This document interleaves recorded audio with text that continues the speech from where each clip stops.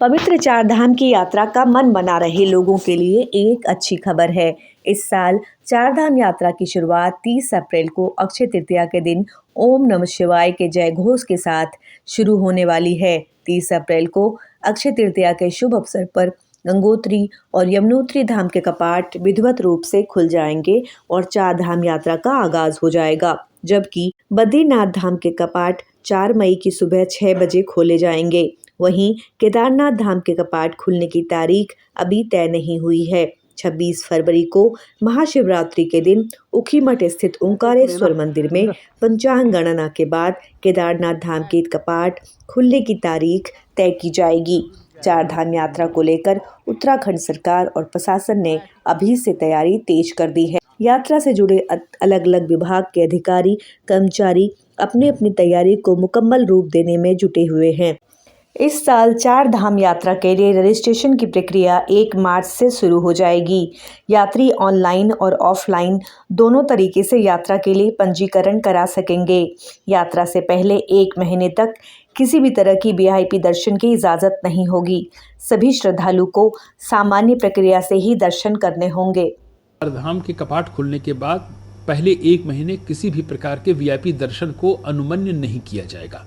ये बड़ा clear cut है और इसमें हम अपने माननीय मुख्य सचिव महोदया के माध्यम से सभी प्रदेश के मुख्य सचिव महोदयों को एक पत्र भी भिजवाएंगे।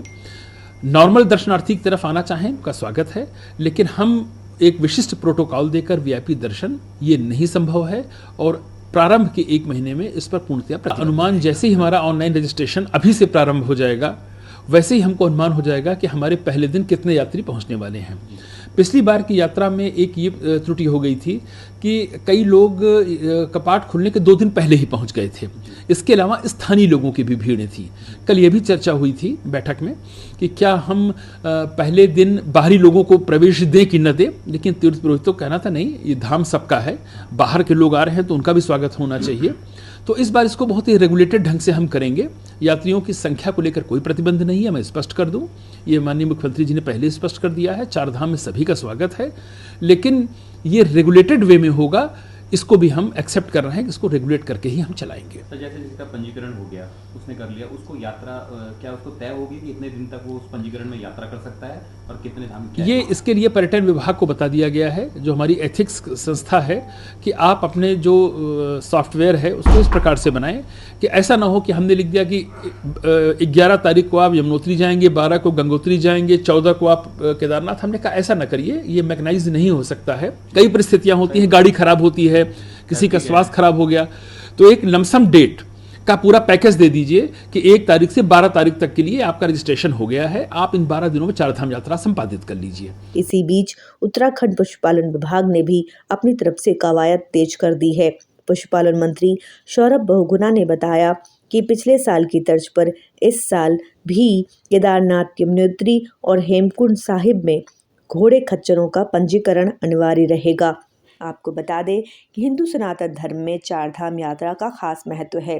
शास्त्रों में 2 चार धाम यात्राओं का वर्णन मिलता है। पहला चार धाम बद्रीनाथ, केदारनाथ, गंगोत्री और यमुनोत्री, तो दूसरा बद्रीनाथ, जगन्नाथ, रामेश्वरम और द्वारका धाम को माना जाता है। उत्तराखंड के चार धामों का हिंदू धर्मशास्त्रों में विशेष महत्व बताया गया है। हिंदू सनातन धार्मिक मान्यताओं के मुताबिक जो जातक चार धाम की यात्रा करता है, उनके सभी पाप नष्ट हो जाते हैं और मोक्ष की प्राप्ति होती है। जी सभी उसके बाद भी आपके मोबाइल हाथ में है, जिसका भी मोबाइल हाथ में दिखे आप कृपया